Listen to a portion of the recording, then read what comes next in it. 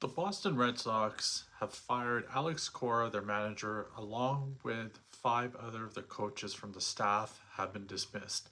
This after they destroyed the Orioles 17-1 over the weekend. Apparently, the Red Sox team came back to their hotel, and when Cora came back, waiting for him in the lobby was the owner, the CEO, and apparently the GM, Craig Breslow. And that's when Cora was given his walking papers. It was shocking to say the least, considering the team started off like they're 10-17, like horrible start. They made the wild card round last year. Obviously, they got knocked out, but really, what's shocking is the way they kind of just did this. Apparently, a couple of the coaches ran into some of the other coaches. There's some that were retained, but anyways, some of the coaches crossed paths saying they were going for dinner after the game, and then when they came back, the coaches didn't see each other because two of them were dismissed. So by the time they came back, they were already out of there. So it's really messed up, especially coming off a big win. And really, what I find comical in all this is the frickin' Boston Red Sox. They are one of the more iconic teams in Major League Baseball. This isn't the LA Angels, who we know with Artie Moreno we kind of make fun of about being terrible in terms of being an owner. This isn't the Pittsburgh Pirates, where we know, their owner's been a cheap ass for years. It's not any other team that's known. It's not even the New York Mets, in terms of dysfunction. It's the Boston Red Sox. A team that when you think of Major League Baseball, Yankees, Dodgers, Cubs, Giants, Red Sox, they're one of the teams that comes up in terms of having a lot of dedicated fans, a big fan base. However, the Red Sox have been mediocre for a number of years now. I mean, Cora helped them with the World Series. That was a while ago. And then if you think about it, they have just sucked. And, the team, Craig Breslow, I mean, here's the thing, when a GM comes in, when the owner hires a new GM, it's pretty much known across sports that when the new GM comes in, he's going to want to bring in his own person. So you see it in the NBA, you see it in the NFL, NHL. A new GM comes in, he eventually wants to have his own head coach in place. Baseball, I guess, similar in a way that you want to have your own manager in place. So I think what you need to do at that point is when a new guy comes in, then you instill your new manager or new coach right away, unless it's someone that's been there for a while that has a good reputation. Cheating scandal aside, of course, but in terms of with the players, right? Like where the players really respect the manager has a good bond with the clubhouse. And considering Craig Breslow played for like 12 years, this guy has been so out to lunch and totally ruined the franchise because I don't understand what the hell he's doing. Last year, around this time, is when, if everybody recalls, the Rafael Devers trade happened, which came out of the blue. It was like this guy just wakes up one day and decides to go scorched earth, traded Devers, and the whole position change thing didn't work out. Ended up trading him for a return that didn't amount to much. I mean, Kyle Harrison actually a pitcher that's had potential. He's obviously not a top prospect, but I mean, ironically enough, the other day he threw 6 innings and like had 12 Ks or something like that. So he had a good game for the Milwaukee Brewers. But it was an underwhelming return at the time. So they got rid of Devers. Then you had Alex Bregman in terms of someone that's a veteran and still was at third base. And then in the offseason, they wouldn't give him a no trade clause in negotiations. Thought it's all going to go dandy without having to do that. And eventually he left for the Chicago Cubs. Then they have to go and get some offensive replacements. So they get Wilson Contreras, and then they get Caleb Durbin from the Milwaukee Brewers. And Durbin has been one of the more crappier third basemen. So you guys go from Devers to Bregman to Durbin, and it hasn't worked out.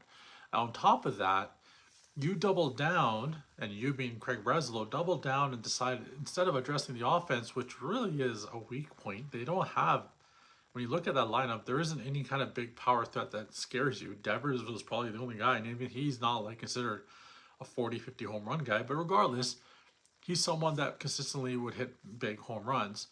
They don't have anybody like that on their roster right now. There's no one 1 through 9 that can do that. They got some guys who can be contact hitters. They got guys that can swipe bases. They don't have the right mix. The roster construction is terrible. So what Breslow does is he doubles down. They go out and get Ranger Suarez, trade for Sonny Gray, So they want to, make their pitching better. So now you have a good rotation. And then the thing is, you still have too many outfielders.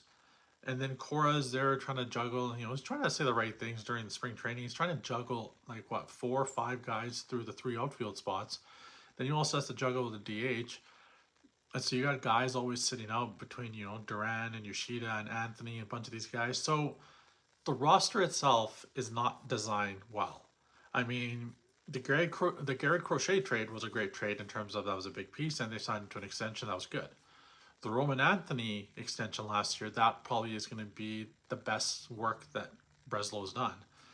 But it's the other things he's done that have just messed up the team, namely the rest of the roster. Like, I don't see the Red Sox, yeah, sure, any team in baseball can go on a hot streak. But I don't think the Red Sox are that good. Like, the makeup of that team, you got Crochet, and you got Sonny Gray, then you would have Suarez. So it's like, okay, you got 3 top pitchers at the top. Crochet's just been kind of random. He had his typical game over the weekend being back to normal after having 2 bad clunkers. Gray's on the IL. Suarez has been okay. Peyton Tole, he's got some potential, but like, and kind of the early, he's been all right too. So I don't know. Pitching's not that bad. Aroldis Chapman, he was a veteran sign. He had a great year last year, so that was a good signing. But the rest of the makeup of the team, when you compare it to someone else, it's not scary. Like, even within that division, when you look at Tampa Bay Rays, they got Junior Caminero. So yeah, they have their mishmash of pieces, but they got a big power guy. The Orioles and the Yankees, they have a lot of power, and they have a lot of different type of guys in their lineup that can do a lot of things.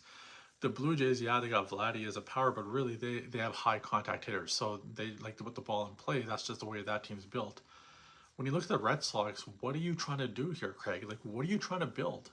I don't understand what you're trying to do, and I don't understand the logic for this. So you go all nuts last year and trade Devers, and now you go all nuts and you fire like everybody. How's that going to help? Yeah, they brought up John Tracy, and he's respected among some of the younger guys because he, helped, bring those guys along. So that's great. They have nothing against him, but even some of the players spoke up, weren't happy with Cora being let go, and I get it. Some players like, oh, we weren't consulted. Well, you guys aren't going to be consulted because you guys are the players. And unlike some other sports where, for example, in the NBA, where some of the star players will dictate something, no one's going to look at you, Garrett Whitlock or Trevor Story, and be like, we need to know what you guys think before we make this hire. You guys aren't on that type of player. And in baseball, it's just different. It's a different animal. It's not the same. I can't think of a time when a player has been consulted in terms of what they're going to do. They might give them a heads up, but really, it's just, I don't understand where the Red Sox are going. I really don't. And I think it made no sense that you fire a manager who has done a lot for your team, and really he's doing the best he can with what he's been given to work with. This is the most shocking thing with all this, is when ownership will keep the incompetent GMs in place, and then they can the managers who are doing the best they can with what they've been given. If the GM doesn't construct a roster that works, how is that the manager's fault or a coach's fault? Like, they're doing the best they can with what they got. And I don't know, not every team is going to be the Tampa Bay Rays and use their analytics and make things work. Not everybody can do that. But you're also the Boston freaking Red Sox. Figure it out. It shouldn't be that hard. There's no reason that the Red Sox shouldn't always be one of the more elite teams in the league. Yeah, you can even go through a rebuild phase if you want. I mean, but you're also one of those franchises that really doesn't really rebuild. It doesn't really need to. Yeah, you've had some ups and downs where you brought in some, young talent. There was, the Garcia Parra and Pedroia days and all that. You had some guys come in that were a little bit younger, and then they grew into something more and became, a perennial contender and all that. But you're also cheaping out a lot and doing things that are just not Red Soxy. Like, it's just weird, and the team is so mediocre. Like, I feel bad for Red Sox fans because no one's talking about you for any of the right reasons.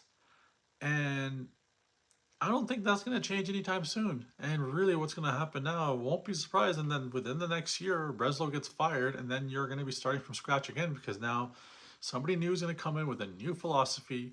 He's going to change everything up, and you're going to be stuck holding the bag again because you couldn't make the smart decisions when you needed to. And I don't know what's going on with Fenway Sports Group or, with Henry and all these guys up top. I don't know what their plan is for the Red Sox, but you really should be able to field a competitive contender year in, year out with the amount of revenue and money that you drive in, like for that franchise. You guys are not on the bottom. You're not Tampa. You're not Pittsburgh. And you're not, one of these teams that's struggling to sell tickets. It's the freaking Red Sox. So get your shit together and make the team be good because they're expected to be good.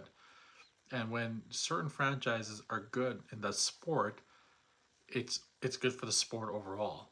And yeah, as a fan that doesn't really care for the team, you might go against that. That's fine.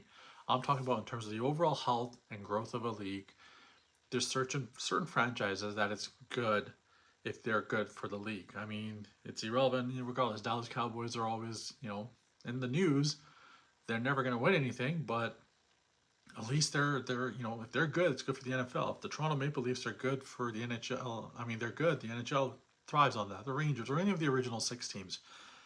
In basketball, it'd be nice to see the Chicago Bulls get back in there, but if you see the Lakers and the Celtics and some of those teams that are always the marquee teams or franchises, it's always good for the league. Like the Knicks. The Knicks being relevant has helped boost that. So the Red Sox are in that small group. There's always a half dozen.